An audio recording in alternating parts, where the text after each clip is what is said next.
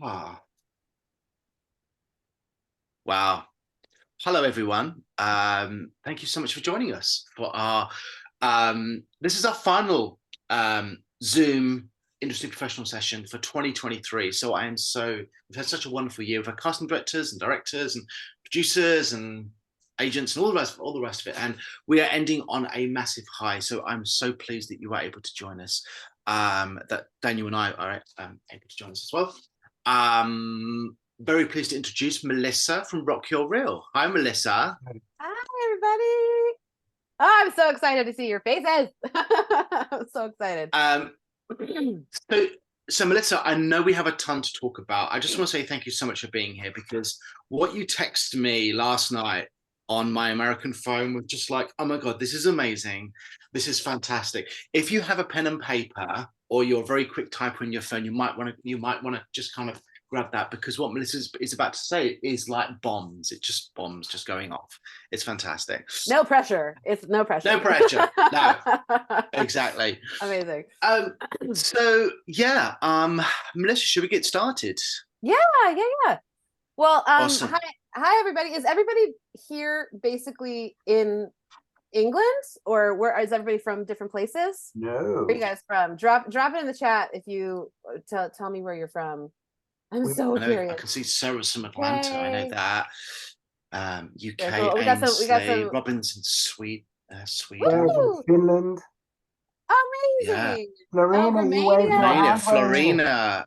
Of So course, you're in cool. Romania, Florina. Yeah, I see that. Amazing. Well, thank you for Finland. that's amazing. Thank you for taking the time to out of your day and I'm sure like for me it's in the morning, but I'm sure for a lot of you it's night. So that's so cool. So my name is Melissa. I run a company called Rock Your Reel. And so we're here in LA and we make custom demo reel scenes for people's reels, right? But it's not just about making the reels, but it's also about really helping them to figure out what they play best, how to make their footage really um, exemplify that so that when people are watching it, even if the casting director was to watch it with the sound off, that they would understand sort of what this character was, right? So when Danny and I were chatting, we were trying to figure out like what I wanted to talk about.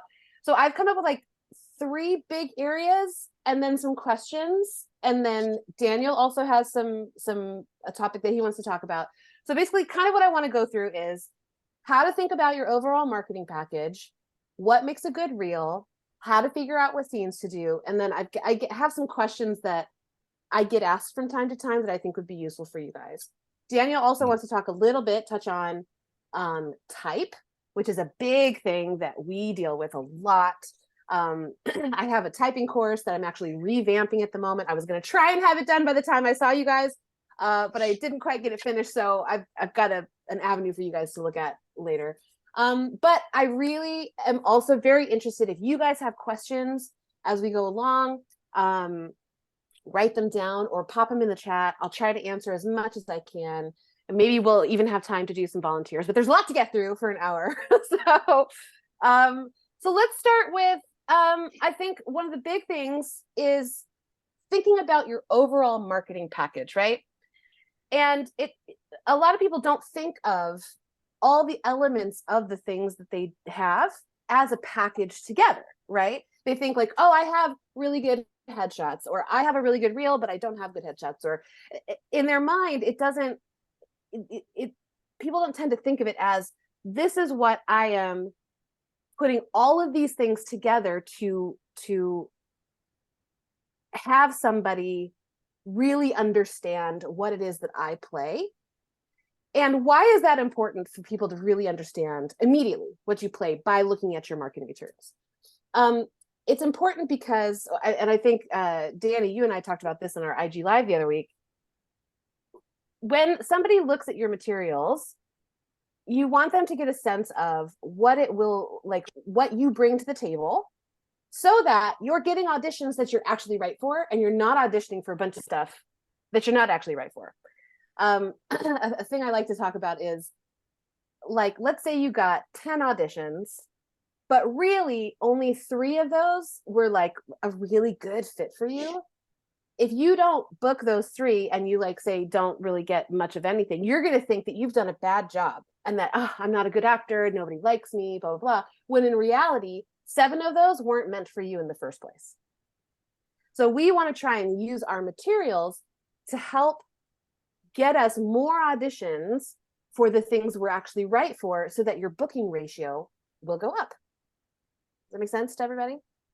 So when you're thinking about your overall marketing package, what I want you to think about is like, are you being clear with what it is that you are selling? So if your headshots say one thing, but the footage on your reel says a different thing, people are going to look at that and go, which one is it? Right? Like, are they this or are they that? And we want the whole marketing package to be saying the same thing. Right now, what I don't mean that your like headshots need to match like your outfits and stuff in your scenes, but the vibe of the pictures, the type of characters, and the essence that you're bringing needs to be similar throughout the whole thing. So your marketing package could look like your headshots, your reels, your like socials, stuff that you're putting on Instagram and whatever socials you use. If you have a website, if you are on, like, put yourself on IMDb, Spotlight, whatever it is, you want everything to sort of mesh together to tell the story of what kind of characters and story stuff that you like to play. So another thing to think about when you're creating your marketing package is to know there's a couple of things. Who are your what are your dream projects and who are your dream collaborators? So I once had an actor who, she came to us and she wanted to do a horror film scene because she was, sorry, there's, if you can hear sirens in the background, because she wanted to very specifically target this one indie horror film director. She had met him, but like she didn't have she wasn't friends with him, but she was trying to create that relationship. But she knew, she was like, I know that I can be in one of his films, but he's not going to know that unless he sees material that exemplifies not only what I play, but also the genre that he does. So sometimes it's fun to think about like, who are the people that you would most want to work with? Who are the directors and producers and writers of these shows and films that you're like, oh, I just love their work and I love everything they do, and I could totally see myself doing that stuff. That's a big clue of how to start putting your stuff together to sort of speak to those people. This is a good point.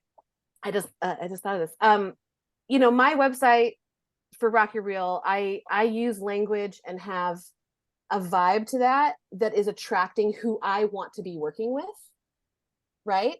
I want to be working with actors who are really passionate, who are very prepared, who really understand themselves, who have typically a producer's mindset, that are also very fun and personable and stuff like that. And so everything I do to put out there, the kind of language I'm using, is to help attract those type of people. The same thing can be said for your marketing materials. You're trying to attract the kind of work that best suits you and that you are most passionate about. Mm-hmm. Yeah, Danny. I was going to say, Melissa, I think the trap a lot of actors make, and myself included, a while ago, was being too general, because we think we can do everything, or we think we can kind of go, oh yeah, there's this and there's this, and we let the industry just happen to us, rather than getting a little bit more specific, which is always the way. Right. Oh my gosh, specificity is absolutely the key to moving your stuff forward faster. Yes, 100%. It's funny, Melissa, piggybacking on both of those. It's the comment of said. And when I started out, it was exactly that. It was like, but I can play anything. I want to play everything. I don't want to be, I know we'll come to typecasting in a moment, but I don't want to just play this. I want to do everything. Yeah. That doesn't really help, though, does it? It doesn't help because it's not the truth. Okay, so I want to give you a really good example. We're going to dip a little bit into this typing conversation, and then we're going to step out of it, but we'll come back. I promise. I promise. So, one of the most famous actresses in the world, Meryl Streep, right? Meryl, good old Meryl. She's fantastic. She can play like everybody says she can play anything. Is it really true? I'll bet you can think of 3 kinds of things that she doesn't naturally do, right? So when I think of Meryl, I don't think serial killer. I don't think what don't you think of when you think of Meryl? Tough Gangster, right? Like she's not going to probably play a mob boss, or if she does, it's going to be the fun, gentle kind of mob boss and not like so everybody has a core set of essences that they play. And when you are trying to build your resume and you're trying to build your career, it is helpful to try and be in this sphere of essences. It's not that you can't go outside of it, but another good example I like to think of is Matthew McConaughey, right? So Matthew, he started, and people knew him from all of these rom-coms and fun, sexy things. And he got famous doing that. And only when he had enough juice right behind him could he then say, you know what, I don't want to do that anymore. I want to do Dallas Buyers Club. And I want to start branching out and doing other things. It's kind of that phrase of like, get rich in your niche. And then you can branch out from there. But you got to start with, what are the things I naturally play? What are the story types I'm naturally interested in being a part of? And then you can build from there. Type is not type is not something that is static. It's not the only thing you'll ever play ever. It grows with you as a person. Like you now are very different and have grown since the you of 10 years ago, I would assume. All of you guys, right? So you grew as a person, you've matured, and the types and stuff that go along with that have matured. Who you play at 15 is not who you're playing at 25, and that's not who you're playing at 40. So it is elastic and it can shift and change as you grow. Knowing where you are right now will help you build and book out things right now that helps you build your career out. Does that make sense to everybody? Yeah. So Danny, to your point, people are they tend to want to be too general, but they also tend to not think strategically about how to use their material. Yes. Right? So Danny, in your experience in working with people, like when somebody first comes to you, what do you see from them as far as like how they're using their stuff and how they're marketing themselves? A lot of actors aren't using their materials and or their headshots in the right way. And actually when they come to me or to any of my team, they're always kind of, not always, but they're often surprised when I say, okay, we need to put you in these type of castings. We need to put for these type of roles, because as Daniel said, a lot of actors come and they think, well, I can play this, I can play that, and that doesn't help the cause. Very few actors have got it all. I've got the whole package. Yeah, and I know that when I'm talking about this, it kind of sounds like a bit doom and gloom, like, oh no, my stuff is all bad, and that's okay. It's all fixable and it's all figure outable. I promise. The next thing to think about when you're thinking about your overall marketing package, and like, let's say you're either trying to put it together or you're like zhuzhing it up a little bit, or you're maybe starting from scratch because maybe you're realizing that, wow, my stuff doesn't really show off what I do. If you have reps, so agents, managers, whomever, are they on the same page as you with your stuff? I deal with this a lot, actually, when new people come on. They'll either have the agents and managers who are very hands-on, who are like, they've had a conversation with them and they say, I'm going to make some new material for my reel. Here's what I'm thinking. What do you think? And they have a great conversation. Other people's reps are like, whatever, whatever you want, which I feel like is a little less useful. But just make sure that if you have reps, that you guys are on the same page. You have had a conversation about this, because they're often seeing a lot of auditions and stuff that you aren't seeing, because they have a different, the auditions you guys get shown they're different than the ones that we can just use as just regular actors, right? Yeah. And ultimately though, it is your career and you know yourself. And so if they suggest something that you're like, ooh, that doesn't feel good, then don't take their suggestion. Do what you think feels good for you. But a lot of times they're going to have some great suggestions. And then one other thing to think about, and this is something that I tend to fall down on, but it's important, is do you have a way to measure your impact or progress? So if you get new headshots, let's say, and you put them up on your casting sites, are you clocking for yourself, or do you have a place that you can go, ooh, wow, this headshot seems to be really getting me a lot more of this kind of thing. This is interesting. This is interesting information. Or wow, I put this up and all my auditions have dried up. That doesn't seem to be hitting with anybody. That doesn't seem to be like expressing myself. Or this scene in my reel, once I put it on there, wow, my auditions exploded because suddenly people could see me in this way. You want to have a place, whether it's like a Google sheet or notes in your phone or whatever, that you can kind of start to clock like what's working and what isn't working. Just gather data for yourself so that you can kind of start to see what is helpful and what is not helpful, right? I think this is really interesting. Oh, yeah. Sorry, I was gonna say I think this is really interesting, and be interesting if anyone else has any kind of points about this as well. Because as actors, we are almost kind of gatherers of information. It's a part of our jobs. We have to know ourselves, and we have to know, as you said, that our casting type will change, it will shift, and we have so much more power. Because I think a lot of actors think, well, I'm just going to let the industry happen to me and just kind of let it. But actually, as you said, if you think about the writers, the directors, the stories you want to tell, the people you want to work with, generally speaking, a lot of the people work with the same people, or so it's so much more easier. Yeah. Okay, so to recap, so thinking about your overall marketing package, the things that you're going to want to think about are you being clear with what you're selling? Does everything tell the same kind of story?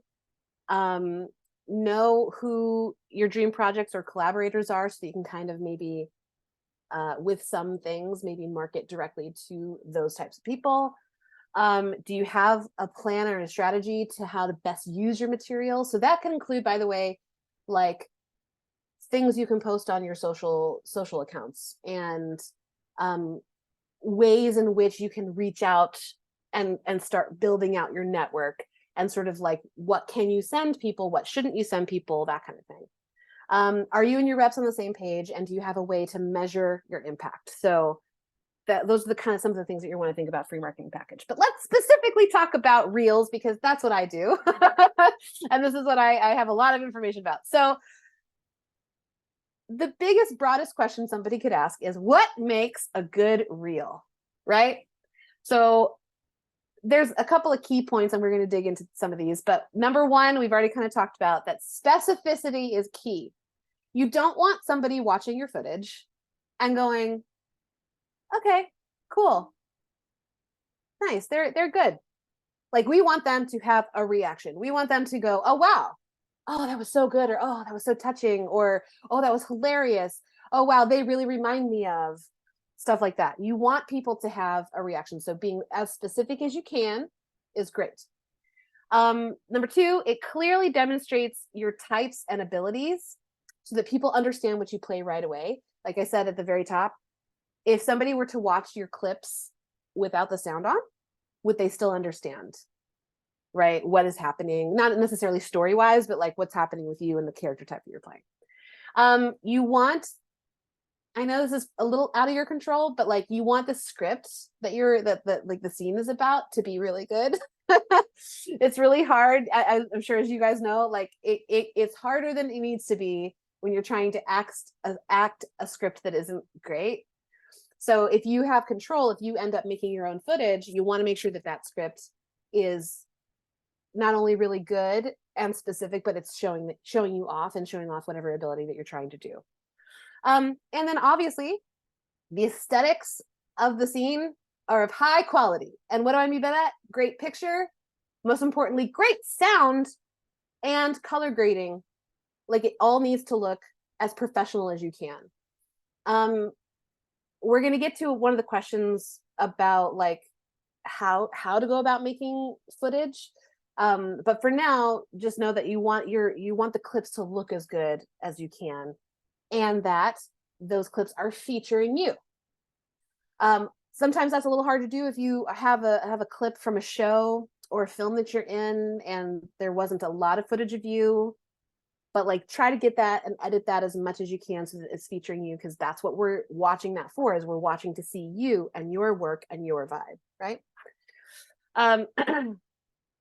So let's say you wanted to make, somebody has a question, hold on. Question on specificity. Say you specifically want to do 3 or 4 things. Should you have sections in your reel, like minute, 0 to 45 seconds is comedy, horror. Ooh, okay, great. We're gonna talk about different kinds of reels here in a minute. So I'm gonna circle back to you, Ollie. Okay, so let's say you're like, okay, my reel doesn't. I don't love it. I think I can do better, and I want to invest in making some footage that feels most like me and that really shows me off.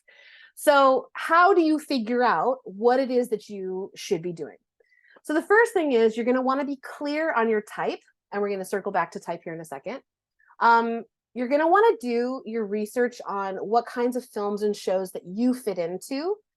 And one of my biggest pieces of advice, there's just too much stuff out there, right? Like you guys all know, there's too many shows, too many films to watch everything and be up to date on everything.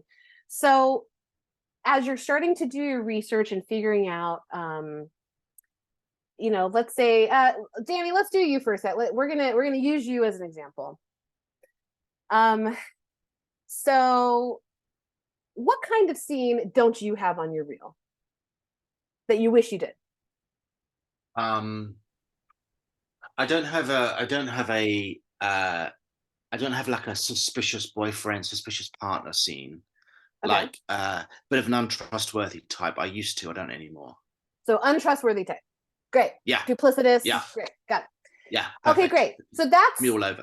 That's the type, but what kind of world would we want him to be in? Right?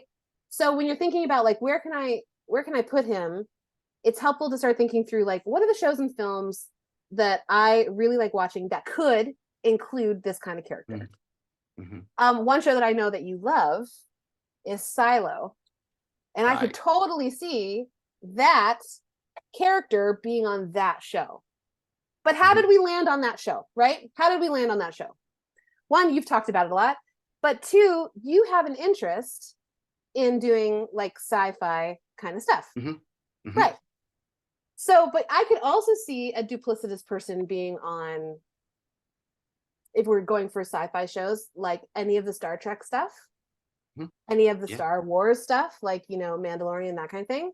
I could also see it being on a show that's a little grittier, like The Expanse, even though that's canceled. But so it's good to know like what your type is and also what genres you kind of really want to be in, or that you really think would be fun, or are story types that you tend to like. So if you're thinking about genres and shows, like I said, there's so much material out there. So one of the cool things you could do, Google and YouTube are your best friends.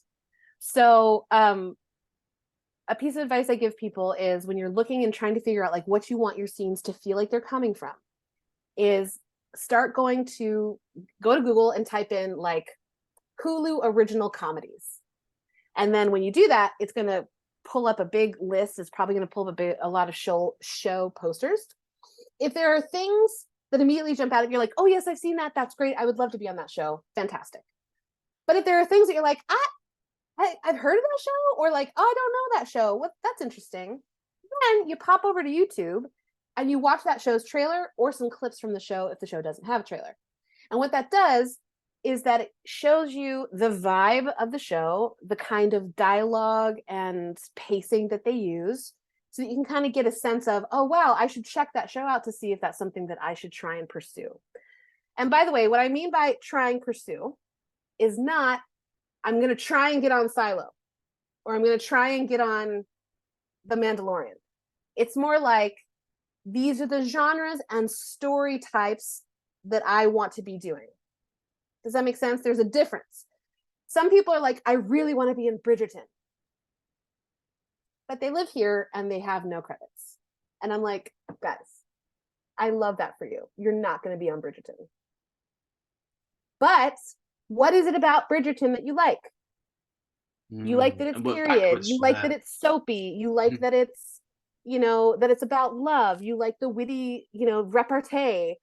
We can find other shows that you could probably a little bit more easily be cast on and make stuff that feels that way. It's a similar vibe to Bridgerton, but isn't Bridgerton. Does that make sense to everybody? Cool.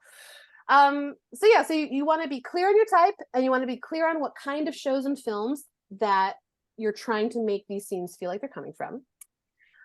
You also need to understand the show. And what I mean by the show or the film, but let's talk a little bit about TV right now. So back in the day, back when Modern Family was still on, which I don't know if they played Modern Family in other countries. I assume they do. I used to get a lot of people who said, oh, I want to make a scene that feels like Modern Family. And I'm like, that's cool. Except they almost never use anybody who is not a kind of famous actor to be anything on that show. So it's not a great show if you're looking to, like, you're not going to get on that show probably. But the vibe of the show and the mockumentary nature of that show is something that we could look at doing. And I understand why you're saying that show. So let's make something that feels like it, but with the understanding that you're probably not going to get cast on that show because they only use famous people. Whereas right now, I think we're in a really great space of shows and films using a lot of diverse talent that is not recognizable. So I feel like there's a lot more opportunity. Plus, there's like a million shows out there. So there's a lot more opportunity to land something that's going to feel really good to you as an artist that maybe isn't the big thing, but is like very similar to the big thing. So yeah, so these are all things to think about when you're trying to figure out like what it is you want to create from scratch for your reel. And then as you're going through and doing all this kind of researchy stuff, are you starting to recognize any of the patterns of what it is that you have written down? If you suddenly look at your list of all these comedy shows, for example, and you're like, wow, I didn't realize all of these shows have this, this, and this in common. I wonder what that's about. Or, wow, I didn't realize that all the kind of roles I want to play have these qualities in common. That starts to really tell you, what kind of types and what kind of story types that you are going to be really good at and are a natural fit for. So Daniel, we're going to get to your topic, which is type. Yeah. Yes, and Sophie's asked the question in the chat, which really gets to the nub of it in a way. She asked, should you play a type on what you look like or what your personality is? That's sort of around about what It is. Sophie, that's a great question. It's a bit of both.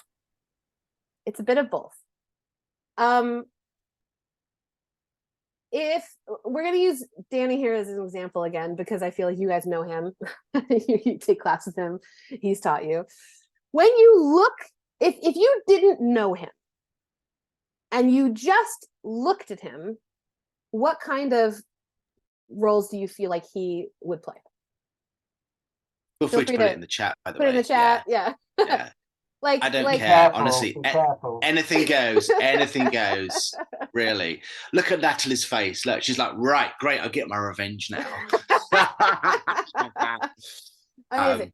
But like if you sweet, generous men, I think, sensitive, handsome, intelligent, charming, witty, the usual. but I look at you guys know that Danny, can you toss one of your headshots up? Can you share your screen and do your headshot? Yes, I can. Give me 2 seconds. I mean it's hard to do this because you guys know him, but like when I look at his headshot, he, there's like this eclectic scruffiness about him. He's got he's got one with a hat, he's got one without a hat, he's got a little mischievousness in the face. And so I'm already, if I was a casting director, thinking, just by seeing his headshot, I'm already thinking, oh well, he fits these certain types of things over here. Oh, this is gonna be good. So exciting. Okay, great. All right, so you look at this. Let's do, yeah, that's great. Is that your main headshot, Danny?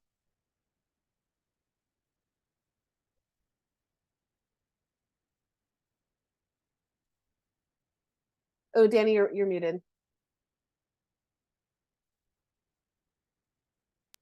There we go.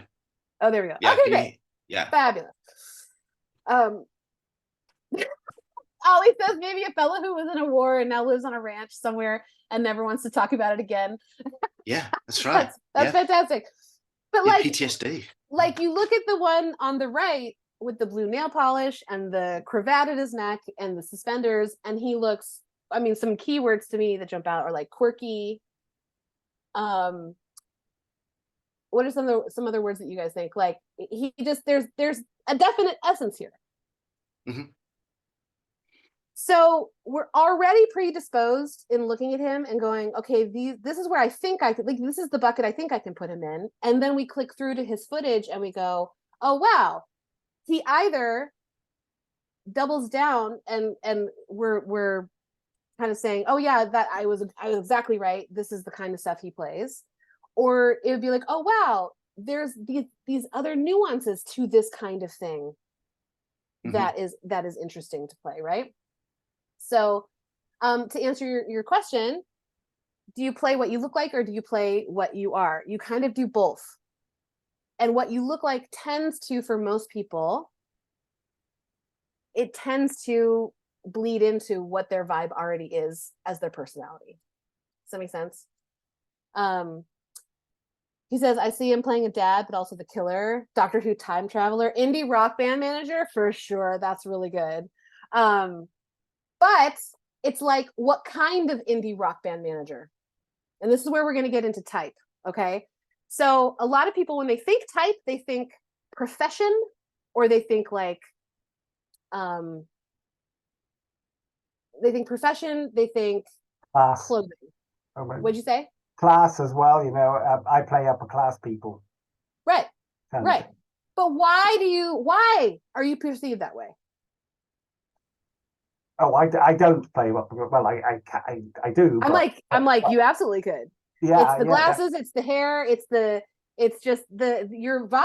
It's just that. But you don't superiority. But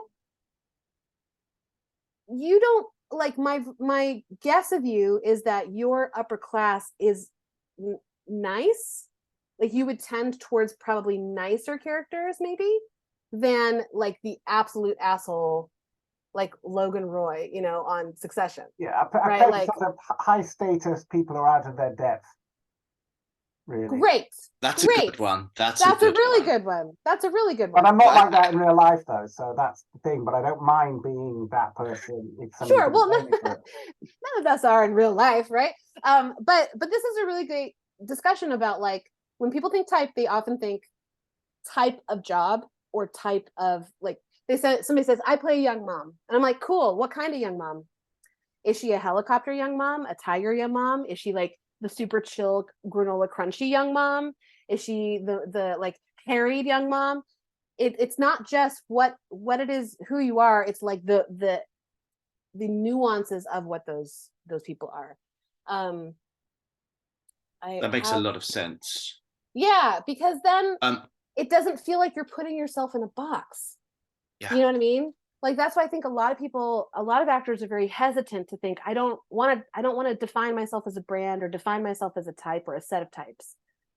When really those things just help to focus our attention on the things that we really want to be playing as artists. That's the goal here. Like, we cannot forget, like, I know a lot of this discussion feels very businessy, and it is, but this is where we bring the artistry into the businessy part so that it's not two separate things. And this makes it fun, right? This is the fun part. This is so fun. This is interesting. Yeah. Funny, because you're reading my notes here, because I've got a question I was going to ask later, or an observation about us being businesses, and people don't like to see them. We're creatives. We don't want to be seen as a business because it's so dry, and that's, you know, Goldman Sachs and suits and ties and stuff like that. But what Danny just said then was, you know, it's how do you make it fun and how do you make it enjoyable? Yes. And what's interesting is watching everybody on the screen writing stuff down. Not everybody, but most people writing stuff down. That's what they're doing. They are being business people by, you know, making notes about their marketing and then going away to do something about it. And, you know, you would call it segmentation and all these marketing words, but we call it something. I mean, really what it is you're using the fun of figuring out what it is you play and what it is that lights you up as an artist and the kinds of projects you want to be in, to then make income doing that. And when you start making income, that makes you a business. And that's all it is. It's not like this, you know, wildly complicated thing.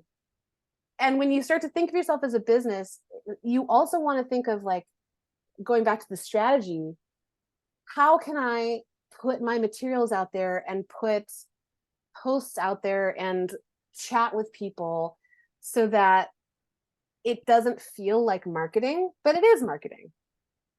All that is just showing people who you are as an artist and what you, like, play with 100% of your being, so that they can then go, oh wow, I'm casting for that exact thing, or like, oh, next month I've got a bunch of stuff casting, you'll be perfect for this, because they understand who you are as an artist. That's all this is to help people understand who you are without having to get to know you over a year. You know? And what's also interesting, Melissa, is advancing it from that. It comes into the product development side of a product, which is us, and it's about, you know, constantly training and evolving and learning new skills and keeping on developing. And so it's about keeping your, you know, in business terms, your clients engaged with you by updating, you know, version, you know, Daniel version 3, version 4, version, you know, 6, and it's keeping it interesting and fresh, because with all products, if you don't make a new version of it, somebody else is making a new version of it, and that client will buy that version. Yeah, and even if you're not making a whole new version, like, you're not totally changing what you play, even businesses like McDonald's still make ads to sell their stuff, and they make it, and they do it in different ways and in different configurations and different styles and genres, because it helps sell the thing. So a lot of like creating your marketing materials is a big experiment. You're going to see what works and what doesn't. You're going to see, did this illustrate me and who I am best? Yay, it did. Or no, it didn't. Why didn't it? Let's fix that and try again. You know, so I want to get to type, but I also have some questions that I want to answer, and then I want to hear from you guys, because I know we've got about 20 minutes left. Let's just quickly. I think Emily asked a great question earlier on. Emily, where are you? I saw you on the call earlier on. Hi, Emily. With a very professional background. Emily says, any tips for actors of color given the restricted range of casting types, genres available, which may not fit your native background, personality? Oof. That, I feel like, I'll answer it from a reel maker's perspective, and then I think that's for your next casting director session. That would be, and I would ask that question again to see what their perspective is. Okay, so from my perspective, I wouldn't worry about it, and what I mean by that is, I think you should just have materials that best exemplify what it is you play. Because if we try to only make stuff that is catering to what's happening now, by the time you get it out, things have shifted. I feel like this industry is like the computer industry. It freaking changes every 3 to 6 months, right? The stuff that's out there, the things that are out there, the things that are popular, they shift and move so quickly that if you try to make things that are really speaking to just what's out there now, it's hard. So I would say really figure out for yourself what it is that you play, what kinds of stories you most want to be a part of, and then have your materials really speaking to those things. The rest of it will work itself out. You have no control over whether or not you get cast or not, because how you get cast, I'm sure you guys have heard this. I'm sure some casting director somewhere this year has said this. The amount of factors that go into you guys getting cast for stuff is so big and so broad. There's no way that you can control anything other than yourself and what you bring to the table. Everything else is out of your control. So if that's all we have to worry about is our stuff, then just figure out you.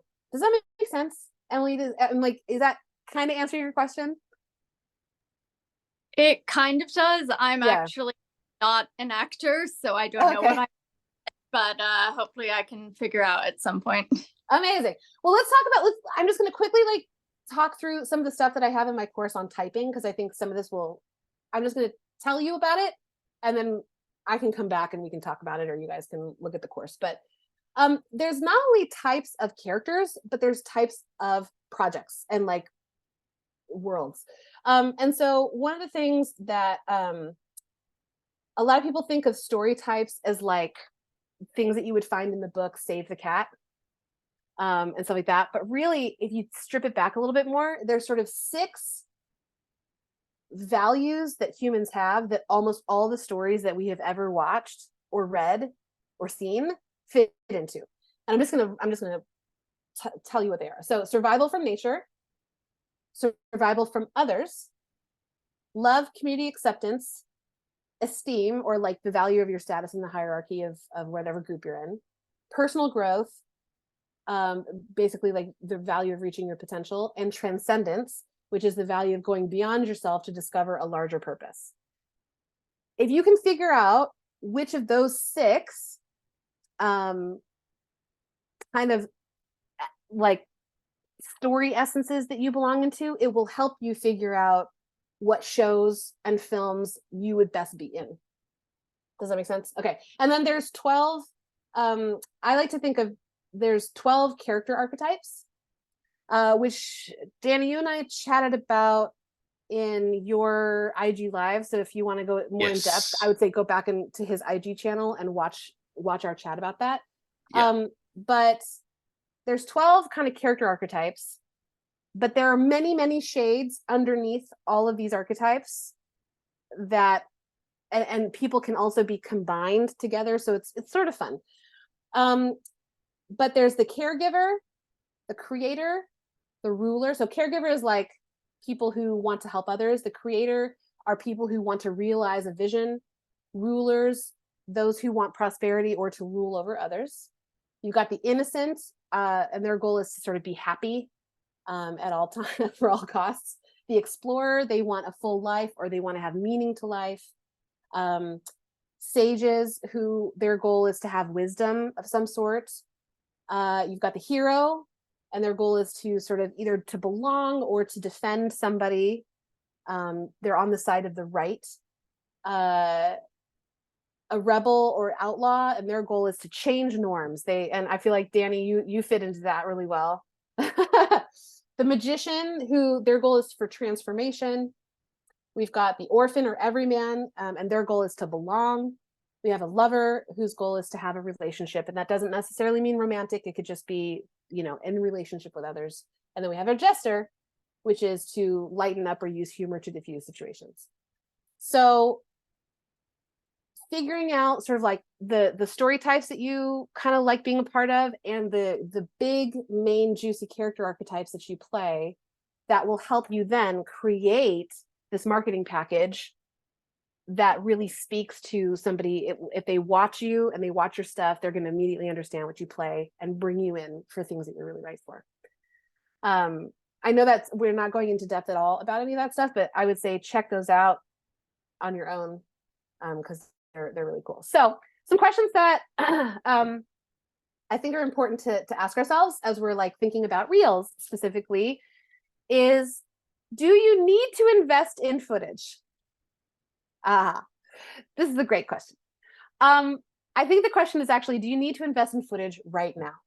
Some of you probably have a reel that you're really proud of, and that's wonderful. But most people I talk to don't. That's why they're calling me. So if you are new to acting, like if you've been in acting for, I would say maybe less than a year, I would not invest in a reel yet, because you don't have enough information about what kind of stuff you like to do. You haven't worked through enough stuff in class. You haven't done enough sides.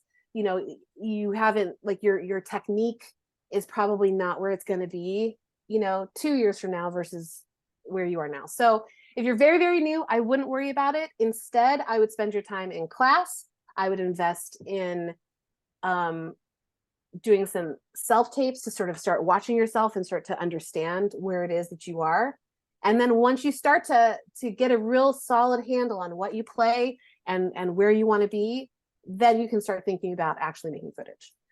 Now, let's say you are an actor who has some footage, but you don't love it, or you don't think that it's expressing who you are now. Then I would think about maybe investing in some real footage so that you can start really putting out there what it is that you play. I work with actors who sometimes they're starting from scratch, and we're making everything all fresh. Sometimes we're just filling holes. And you know your footage. I don't know your footage, but if you look at your footage with a critical eye and you're like, oh man, this is really good. This is a little bit old. I don't think I play this anymore. These are the areas that I think I'd like to move into, or that I'm not getting cast as, but I know I can get cast as it. Then I would think about investing. And so what is the cost to doing that, right? Like, how much does this stuff cost? I can't give you an absolute, I can tell you what we charge, but it's going to be different no matter like what country you're in and stuff like that. In the UK, it is a lot less expensive to get your real footage done. I think the most people are charging out there is like $475 or £500 per scene, which is insane how cheap that is, you guys. You have no idea. You can get stuff done for less expensive than that, but I will tell you from my experience that you do tend to get what you pay for. So if it's a choice of like getting something right now for £100 just so you can have something versus saving up for 6 months so that you can get something better, save up for 6 months, because the bad footage will do you more harm than good. In the United States, it's going to be somewhere between $1,000 to $1,600 or $1,700 per scene if you're going to somebody who's really good. We charge right now $1,400 per scene. We use a payment plan, so it's a little bit less like arresting when you have to spend a lot of money. But there are other things to think about. Like, you're not just typically, some companies have their own sets and that's all they shoot on. I don't do that. I'm a fully on location company. So our clients, they pay us, and then they also pay for like locations and hair and makeup and stuff. I don't know what it is in other countries. So it really runs the gamut, but whatever you do, as you're looking for a real production company, really look through all of their stuff and see if you can pinpoint, are they being like specific to are their clients being specific to genres and types? Do you really get a sense of like everything is different? Does all the footage look the same or does not? Does it really look like it's coming from something? What kind of, like, how long are the scripts they're doing? You need to ask a lot of questions and really do a compare and contrast with a lot of different people so that you know that whoever you're going with is a good fit for you. I think you know, speaking from a casting point of view, I know a lot of casting directors are like, oh, I don't really like showreel footage, but also there is a massive difference between showreel footage and actually really good showreel footage that looks as if it's, you know, from an actual show. Yeah. I mean, you 100%. know, we'll be real, like it's probably never going to look like the absolute real thing that you're seeing on No, Netflix, sure. right? Because we're not shooting with a Yeah. $100,000 camera with a crew of 50. Yeah. That's not the game. But we're going to try, at least we do, we try to get it as close as we possibly can. And you know, you just also, you're like, when you're looking at the stuff, make sure that the scripts are good, like is the writing good, all that stuff. I get asked, how many scenes do you need on a reel? It really depends. And I want to circle back to the question we had from somebody earlier about like different kinds of reels. So if you don't have a ton of footage, if you only have like 2 or 3 scenes, you can put those, I think, on one reel, right? But the moment you start getting more footage that can be in different camps, so like you have a bunch of comedy footage and a bunch of drama footage, you're going to want to split those off and have 2 different reels. So have a comedy reel and have a drama reel. You could also have reels that are like special skill reels or language reels. I know people who have done period reels where they've done a bunch of different types of period stuff, like 1800s, 1970s, 1940s, whatever, and they put all of that on one reel.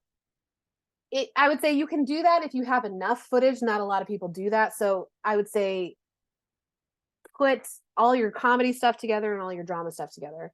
But just remember also that a lot of this is going to live in clip form on your casting websites. So the reel, like your fully put together reel, is really only going to be useful for, you can put that on your casting sites as well, but like I think those are used for more helping you get representation. I think it's helping, you can put that on, you know, IMDb, your websites, your socials. You can use that for different purposes, but I think you're going to want your individual clips to also live in on your casting websites. Yeah. How often should you update your reel?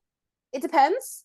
If there's any big changes, like you've lost weight, you've gained weight, you've changed your hair color, you've gotten older, anytime it starts to look a little bit dated or like, ooh, that's a much younger version of you, then I think we need to take those things off and put some new stuff on. So just use your discernment with how often you should update.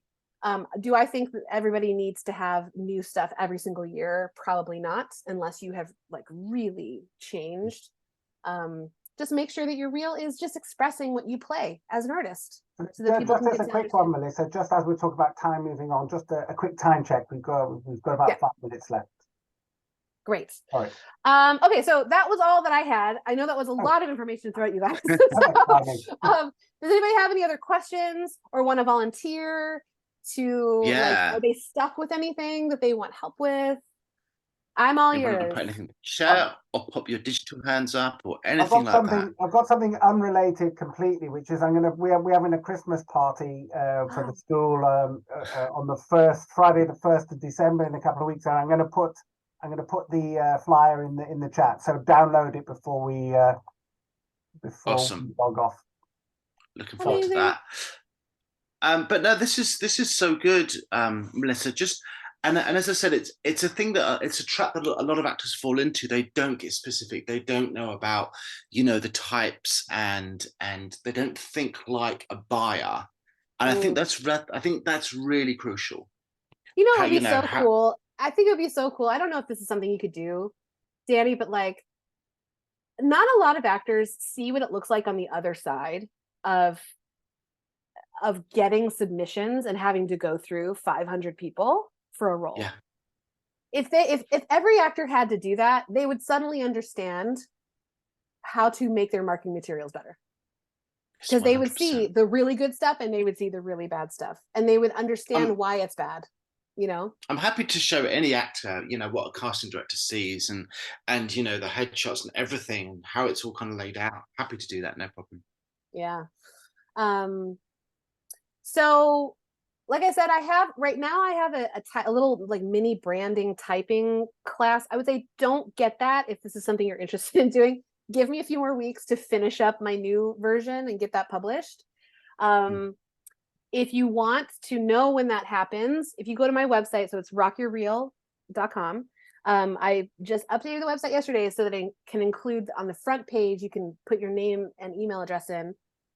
And I'll be sending out an email like once that new course is ready. And the typing course is going to walk you through a lot of those big things. So story types, character archetypes, and then just a ton of exercises that you can do by yourself, kind of self-study, to really help yourself understand what it is that you're projecting and the vibe that you're projecting and stuff like that. It's really cool. It's going to be very in-depth. And it'll change, I think, probably not only the way that you see yourself, but also how you break down scripts and what kind of stuff you're looking for, and understanding why you like certain things is really cool. So if you want to know more about that, go to my website, sign up. That would be amazing. I'm sure Danny will also probably tell you guys when that's up. But if you have other questions or stuff that we didn't get to that you're curious about, feel free to shoot me an email. Our email is just rockyourreel@gmail.com. I love answering questions and stuff like that. If you're ever in town and you want to get some real scenes made, let me know. We're here. Yeah, fantastic. Melissa, this has just been amazing. I mean, it's a lot, but also it's so crucial as well. And I've learned a lot myself. So yeah, thank you so much. Yeah. Daniel. Yeah, Daniel, have we missed out on anything? Or I don't think we have. Apart from the usual, we got loads of classes, but everyone on here pretty much comes to our classes, so that's all good. But again, what you just said, there's a lot in there, but it really is all pointing in the same direction. So it's not a lot of scattergun, loads of information all over the place. It's all within a bandwidth. And I think it is. I think that's really important. Sorry, I think it's really important for us, everybody here, to remember that there is stuff to do, but there's just not overwhelmingly loads of stuff to do. Because once you're on the right track, once you're down the travelator, it takes care of itself, because your type and all the rest of it. Once you know who you are and what you're doing, it becomes easier to fulfill all of that, or to fill that. So, sorry, I'm sorry. Yeah, no, I was just gonna say, I know, like you were saying, it does feel like a lot. This is, I think, some of the most fun homework in the world, because you get to sit around and watch different things and, put on your analytical side. If you want to get really technical about it, like if you're watching something and you just love it, ask yourself why you love it, and what must the casting director job have been to cast that actor in that role? Yeah. What were they looking for specifically? Question.